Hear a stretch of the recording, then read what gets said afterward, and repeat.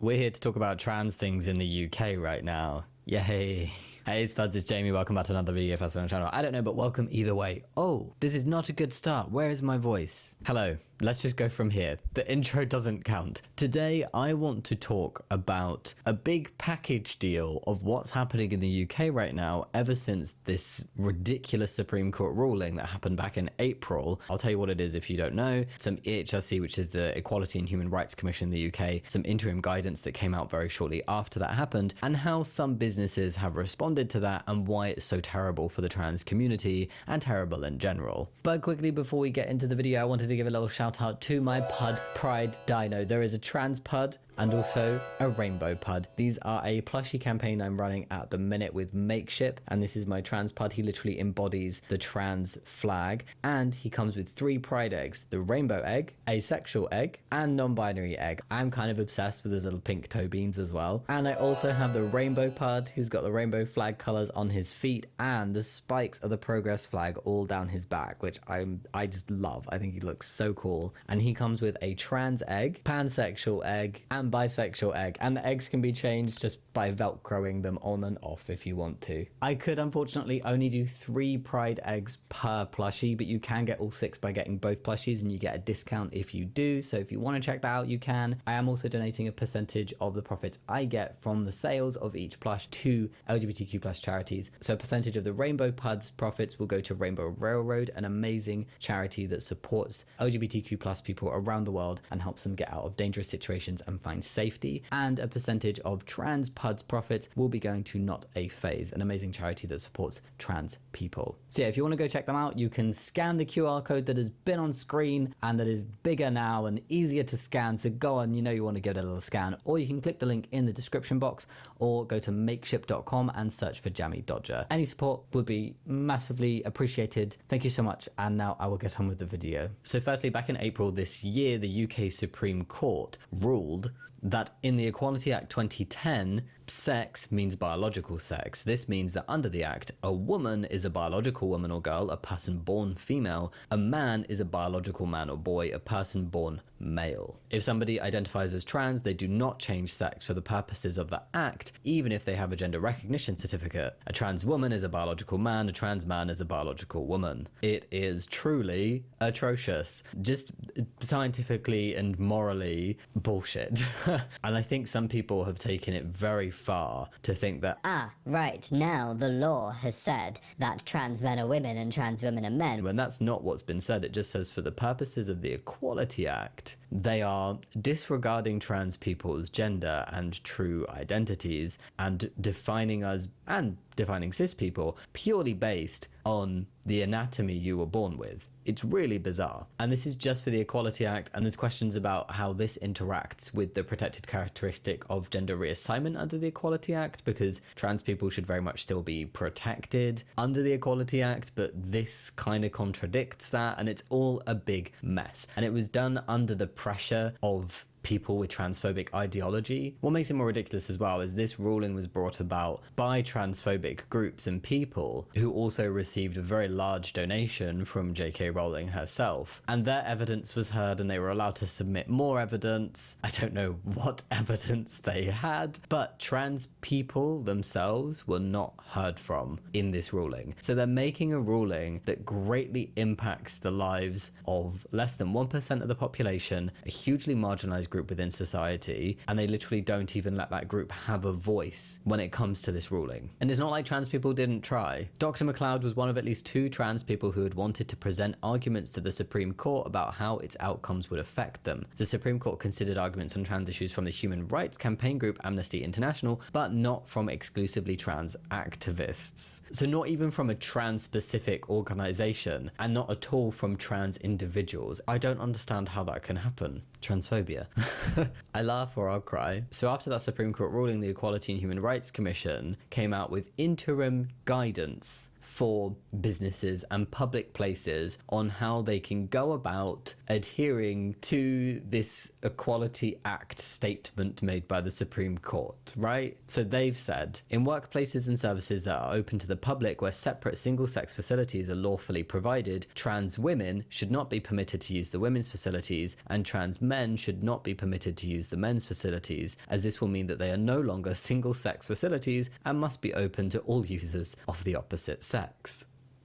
My question is, where do intersex people come into this? My other question is, how do they actually propose this working? And then finally, I want to preface this bit by saying trans people in the earlier stages of their transition have every right to use the bathroom that correlates with their gender, of course. I just wanted to point out that this is actually ridiculous to be like no longer single sex facilities, but you very well could have trans people like trans men wanting to access the men's, and those trans men do not have ovaries, they have a penis, they have had top surgery, they have beards, and I'm just like, they've got all like the primary and secondary sex characteristics of a man, and they're like, no, you can't, because this would not be a single sex space. and then a lot of the response would be, well, like, you don't want a trans man in a woman's bathroom because that defeats the purpose that they're claiming to go after of let's keep men out of women's spaces, and they're literally pushing men into them, and then pushing trans women into very dangerous and uncomfortable situations by forcing them to use facilities with men. So what they've said to try and cover that as being a counter argument is, in some circumstances, the law also allows trans women not to be permitted to use the men's facilities and trans men not to be permitted to use the women's facilities. However, where facilities are available to both men and women, trans people should not be put in a position where there are no facilities for them to use. So they're basically saying, trans people, keep out of gendered spaces, you're only allowed to use gender neutral spaces, saying that there should be gender neutral spaces available, but how often, for anybody who uses bathrooms in a public space, how often are there actually gender neutral facilities? Particularly with changing rooms, I feel. And then with bathrooms, like, even sometimes when there are gender neutral spaces, they're not in the same place as the gendered facilities. Like, why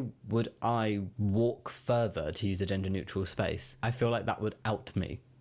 And that just feels very uncomfortable. So that's just a little background about what's happened so far, because today we are going to look into a specific case where a specific business has enforced this interim guidance. So Virgin Active is an example of quite a big company who's taken this guidance and has just run with it, and they've implemented it into their business. So anybody who has a Virgin Active membership, maybe think about cancelling that for the time being until they can be more trans inclusive. Virgin Active says changing rooms are designated by biological sex. Virgin Active has announced its gyms will exclude trans people from using changing rooms and bathrooms that correspond with their gender identity under new guidelines. And that is the important word here, guidelines. It is not something that businesses have to do right now, as of the time I'm making this video and as of the time that Virgin Active has made this decision. The chain of private gyms informed customers of updates to its club rules, which outline rules and regulations inside Virgin Active branches which force customers to use facilities based on biological sex. How do they even dream of enforcing this? What do they define biological sex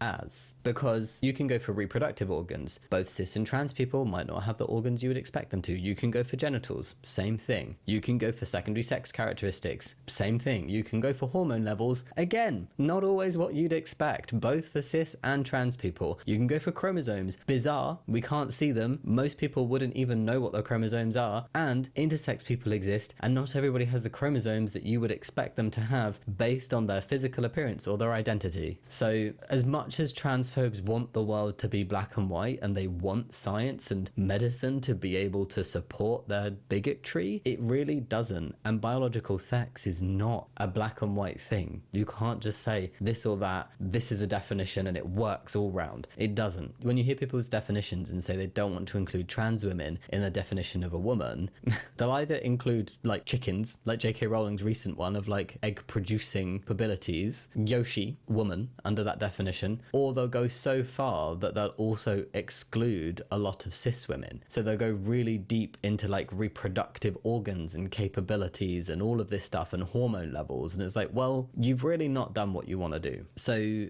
give me the parameters for how biological sex is truly defined. Because even if you go for sex at birth, I mean, not only are trans people being ignored in this conversation, but people who are intersex are as well. Humans are not this neat. In an email issued to customers shared by independent journalist Owen Jones on Twitter, a spokesperson for the company claimed the changes were made to comply with the law following the FWS versus Scottish Ministers Supreme Court judgment. FWS is the transphobic group who spearheaded all of this shittery. Comply with the law. Interim guidance is not law. The guidance that the EHRC has put out is not law. Hopefully it never will be, but unfortunately there's been a whole big mess with how that's being done. And at this point in time, as of 18th of August that I'm recording this, we just don't know what's going to happen. The unanimous Supreme Court ruling issued in April argued that the 2010 Equality Act's definition of sex referred to biological sex and its definition of women to biological women. But again, what is a biological woman? They didn't define what that meant. The ruling has since been used as a justification by the Equality and Human Rights Commission, EHRC, among other institutions, to recommend excluding trans people from facilities consistent with their gender identity. While the ruling allows transgender individuals to be excluded from single-sex spaces, it doesn't mandate such exclusions, and its practical application and impact are still being interpreted. So it's not mandatory. It is a guidance, and it's also recognized that there is no follow-up, because this guidance was released within a couple weeks of the ruling. It was really rushed out, and there's been no discussion around what these definitions mean in terms of biological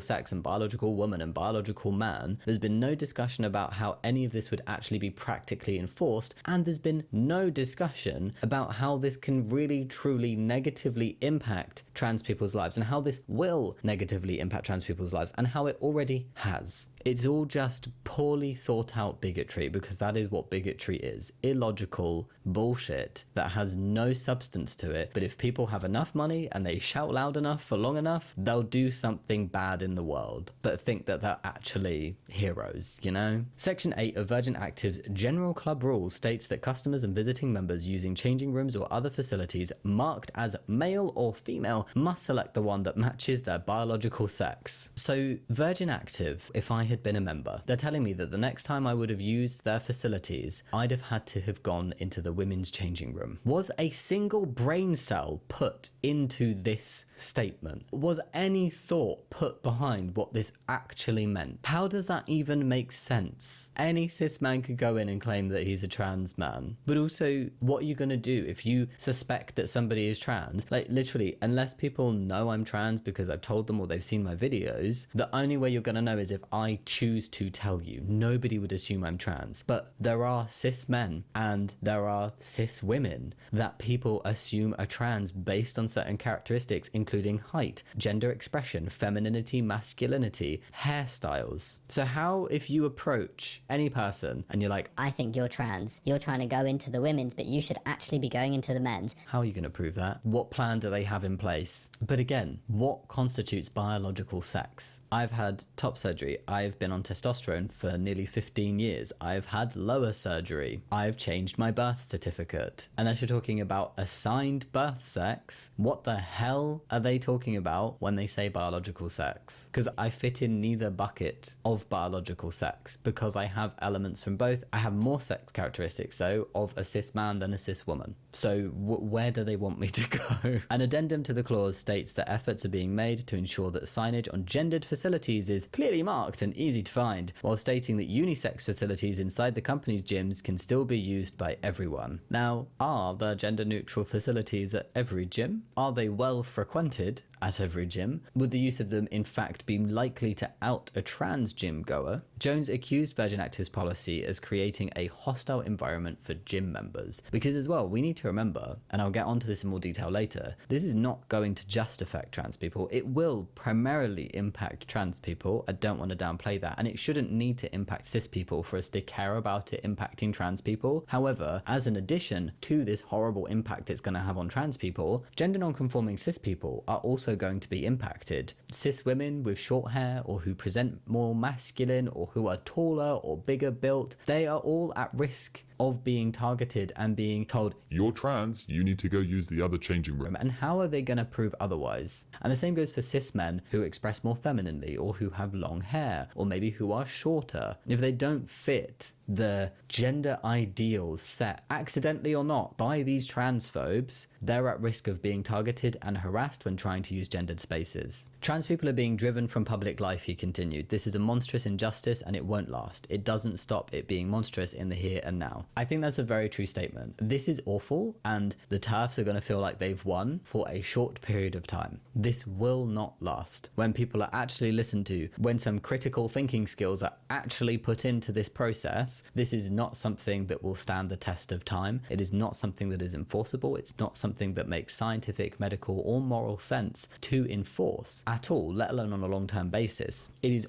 awful right now, and it is not fun, but my hope is it will not last. In a statement to Pink News, a Virgin Active spokesperson said, "We acknowledge the UK Supreme Court judgment in April which confirmed that the Equality Act 2010 defined sex in biological terms. We understand and accept that this ruling is legally binding on our business, it's not, as well as all other gyms and similar facilities across the UK. To comply with the law, we have updated our club rules so that changing rooms and bathroom facilities are designated according to biological sex as the ruling mandates." It doesn't. The spokesperson added, "Most of our clubs already provide single occupancy, non-gendered facilities that can be used by anyone." Most of the clubs, so not all of the clubs. And also, these are single occupancy. If you're so afraid of strangers or seeing a stranger's body, A, just don't look. B, anyone from any group could be a bad actor and access any other facility at any point. And let's not forget the main problem and the main fear point here is predatory cis men who do not need to pretend to be trans women to access women's spaces. They could just pretend to be a cleaner, or they could just walk in. If that were me and I was so worried, right? Do you know what I would do? I would use the single occupancy space. Nobody else can enter. You are locked behind an individual door. Everything you need is in that space. So if it's a toilet, you'd have the toilet, the sink, and somewhere to dry your hands, and you'd walk back out into the public space of the restaurant or whatever. I mean, all of these places have locking cubicles anyway, like bathrooms. Anyway, so most of the clubs have these single occupancy non-gendered facilities. They're working on making these available in all locations as quickly as possible. We are also exploring and implementing interim measures to ensure the comfort and well-being of all members while we complete this work. What these interim measures might be, I have no idea, and they seem to have no interest in making things more comfortable for trans people, or else they wouldn't have done this. So I can't think what those measures might be. Like many in our industry, we are awaiting more detailed guidance from the Equality and Human Rights Commission to help put this ruling into practice. In the meantime, we are focused on implementing these legal requirements in a way that reflects our values, ensuring our clubs remain safe, respectful, and welcoming for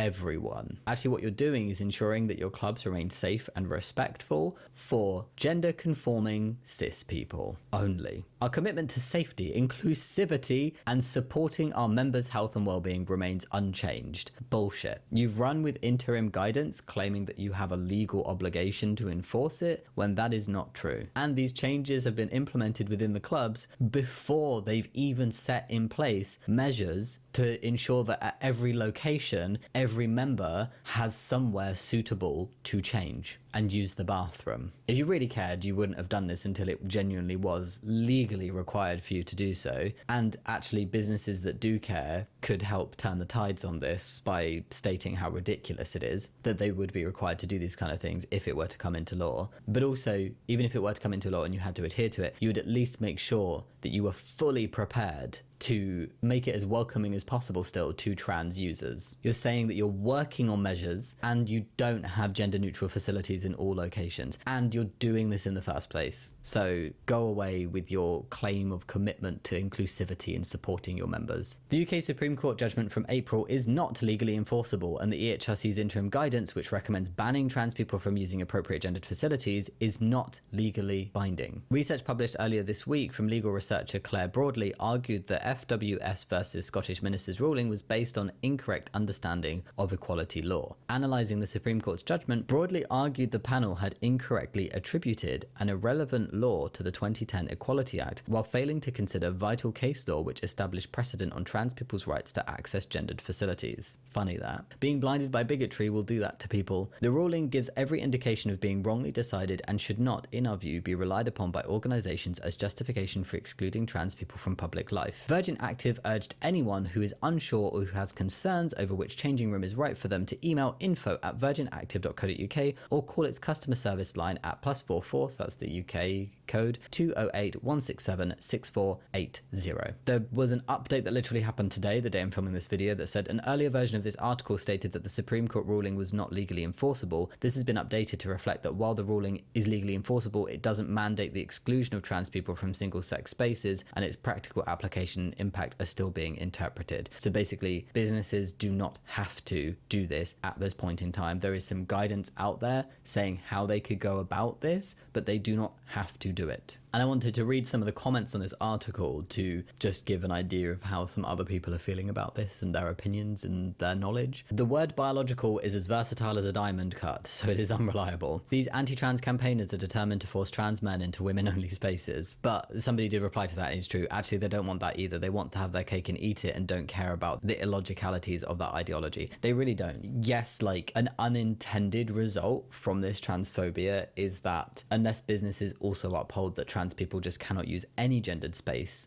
this would kind of, if it became law, legally force trans men into the women's spaces. Because it said under certain circumstances. I can only imagine that that means like trans people in earlier stages of transition who maybe haven't started hormones or had any surgeries yet. They can use the bathroom that's wrong for their gender but right for their assigned sex. Oh, so shit. But it's being used as a way to push trans people out of social life and public life. Although in the hypothetical situation where this became law, where trans men, say, were banned from using men's and women's facilities and only gender neutral, I can hardly see many trans men not continuing using the men's. Just as I can hardly see many trans women not continuing using the women's. I think it would be trickier depending on stage of transition and individual people's circumstances, but I cannot imagine any trans person who's at least a reasonable way into their transition and gets gendered correctly like all of the time, not carrying on using the correct bathroom for their gender, because the goal is, right, if a trans person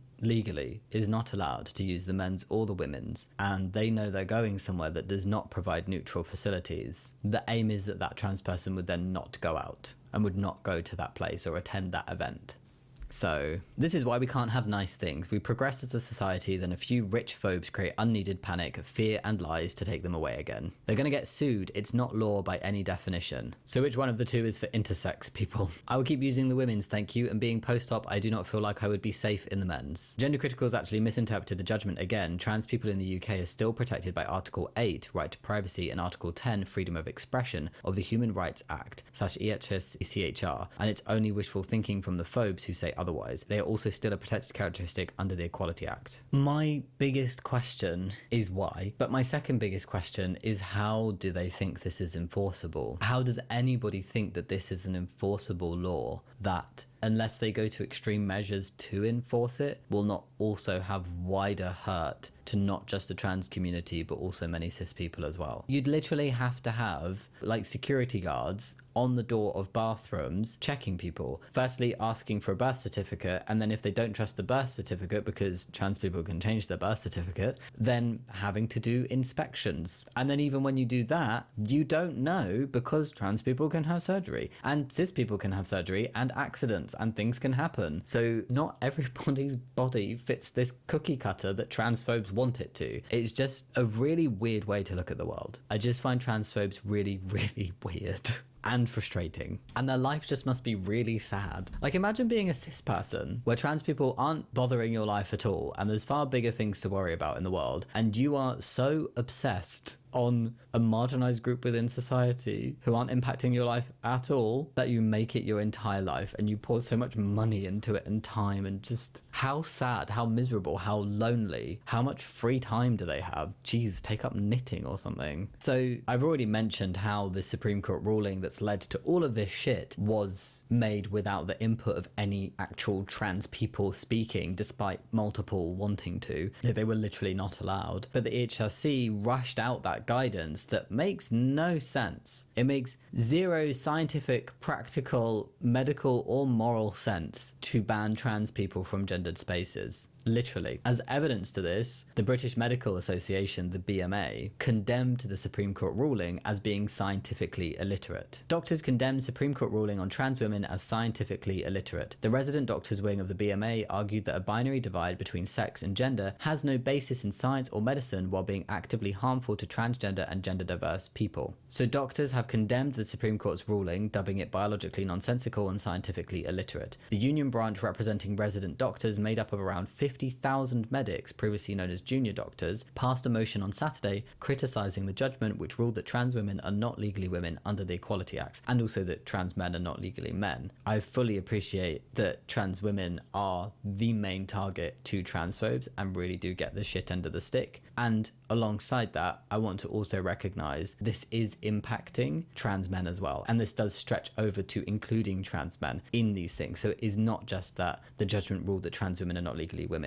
It also ruled that trans men are not legally men under the Equality Act as well. The doctors argued that a straightforward binary divide between sex and gender has no basis in science or medicine while being actively harmful to transgender and gender diverse people. The union branch said it condemned scientifically illiterate rulings from the Supreme Court made without consulting relevant experts and stakeholders that will cause real-world harm to the trans, non-binary and intersex communities in this country. But still, the transphobia plows ahead despite the many red flags that are cropping up everywhere that would indicate this is a very shitty thing to do. The very community that is being impacted has condemned it and said it is wrong. Medical professionals have condemned it and said it is wrong. It goes against the scientific literature, and it also causes a contradiction within the Equality Act in the UK because trans people are still protected. They still have the right to not be discriminated against and be respected.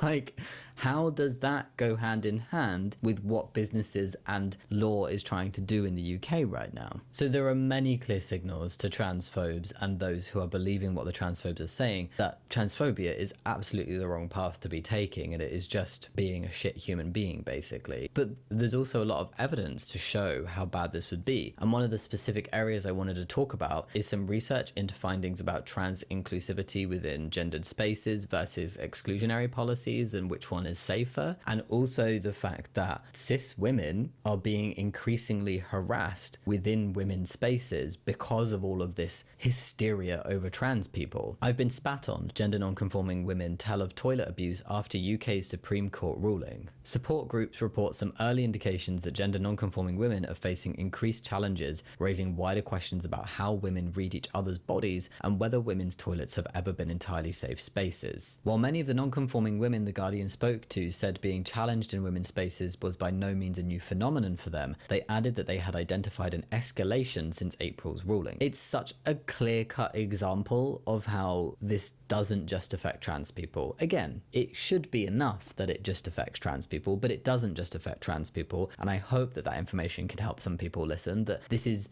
clearly and evidence-based, nothing to do with protecting women. These TERFs that scream Feminism. I'm protecting women by being transphobic. they're not. They may believe they are. They may have believed at one point they are. I don't know. But they are not. TERFs are not feminists. TERFs are not protecting anyone. TERFs and the TERFs that argued for this and fought for this and fight for similar things are actually harming the very group that they claim to be doing this transphobia for. So then you need to really question, because I don't believe that all of them don't realize that. I genuinely think there must be some TERFs out there who are fully aware of the ripple effect of their transphobia, but they are so hell-bent on being transphobic and so against trans people that they don't care about the repercussions and the hurt that they are causing elsewhere. And I think even the ones that don't realize that, the fact that they are causing harm to cis women through their transphobia, there is no logical argument for them to be transphobic. Surely if somebody said to you, you think by doing A you're protecting B, but actually what you're doing is doing A and you're harming B and you're harming C. You're not doing any good with this equation because you don't actually need to be doing A in any sense of the word. So maybe you should stop. And they go, Actually, no. I'm gonna double down and cause more hurt because I don't actually think I'm causing hurt. like, it's just dumb. Like, you just sound like silly children. Anyway, I wanted to finish up by going through some research that shows that trans-inclusive bathroom policies are perfectly safe. So in February 2025, the UCLA Williams Institute did an in-depth review and they found no evidence that allowing transgender individuals to use restrooms matching their gender identity compromised safety or privacy. In Massachusetts, the implementation of trans-inclusive non-discrimination laws did not increase incidents of assault, voyeurism, or other privacy violations. Conversely, trans people are more likely to face harassment and denial when forced to use facilities that don't align with their identity. In 2019, the Harvard School of Public Health looked at 3,673 transgender secondary school students, and they found that those in schools that forced them to use bathrooms aligned with their sex assigned at birth experienced significantly increased risk of sexual assault between 1.3 to 2.5 times higher than schools that allowed them to use the correct bathroom for their gender identity. So trans exclusionary policies and transphobia actually puts secondary school students, so teenagers, at higher risk of assault. So that also negates the argument of some other transphobes that think they're protecting kids, because they're literally putting kids at a 1.3 to 2.5 times higher risk of being assaulted. Importantly, trans-inclusive policies showed no increase in risk of sexual assault for the general, largely cisgender population. Funny that. The American Medical Association highlighted that trans students subjected to exclusionary bathroom policies face elevated risks, denial of access, harassment, and even physical assault. Denying access also leads to health issues like urinary tract infections and constipations as students avoid using restrooms. Movement Advancement Project, a fact sheet from 2025, discussed no evidence suggests cisgender people's safety is compromised by allowing trans individuals to use restrooms matching their gender identity. In fact, trans people face elevated harassment and violence when denied this access. And that's not even all of the findings and research that shows time and time again that trans inclusivity protects trans people and leads to no increased risk to cis women, including specific findings that trans women using the women's facilities has led to no increased safety risk to cis women compared to with other cis women, and no increased instances. There's no evidence of any instances of men pretending to be trans women to then go into the women's facilities. So transphobes really need to stop relying on this. Just come out and say it. Call a shit and just say, I'm transphobic because I don't agree with trans people. There's not actually any real reason for me to feel this way, but I do. Listen to me. and nobody's gonna listen, because the only reason they've got any traction is because enough people have said it loudly enough for long enough with enough money behind it, and they've pulled on the heartstrings and the moral compasses of people who know nothing about the trans community by claiming to be feminists and protecting kids. And when people hear that and they know nothing, and this is the first introduction to the trans community and it's through a transphobe, and they're like, Oh my god,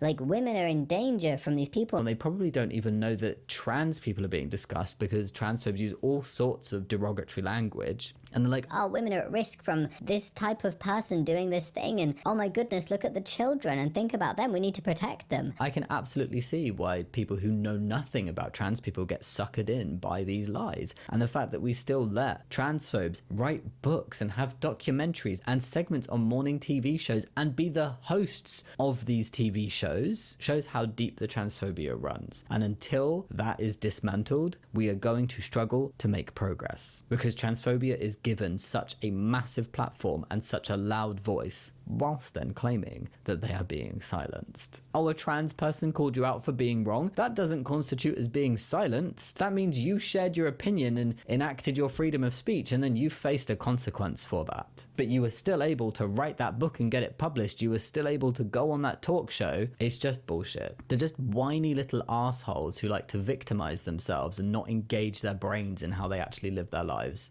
Hate them. Hate them. Anyway, that was my summary of some stuff that's happened happening. Other businesses have also done stuff, but Virgin Active is quite a big one that's come out and said this. So that's why I wanted to go through that article. It is very disappointing to see. I really hope that with some pressure and education, they can see why this is harmful and should not be implemented right now when they don't need to do it. And I also want to point out that even if this were to become law, it does not make it right. My point still stands that I think businesses should do everything within their power to still protect their trans customers and users. And it will require powerful cis voices and allies to speak up in order for us to go back to a level of sanity within the law for trans people. That is everything for today's video. Thank you so much for watching. You can give a thumbs up and subscribe if you want to, but no pressure. You can also scan the QR code or go click the link in the description box or pinned comment to check out the little Pud Pride dinos. I'd really appreciate any support you can give on these, even if it's sending the link to a friend who might like them. That would be amazing. And you'll see some names going up the screen at the minute. Those are some of my Patreons. Thank you so much for supporting me over on Patreon. And a big thank you to my very important potato Patreons: Albar, Chloe, Dylan Irving, Elden K, Gosco, Iona Balash, Jesse Entwistle, Marv Mallow, Max Mates Mods, Night Soul, Nesta, Rachel Raptor, Randy, Riley Ray, River Champion, Sally Drew, Sarah Hobbs, Sienna Lamb, Slayer, Sugar Joe, TNS Mum, The Paisley Prince, The Third Hat Man, Spring Metal Dragon, and Bildad the Sweet. Thank you so much again, and I will see you next time. Much love. Bye.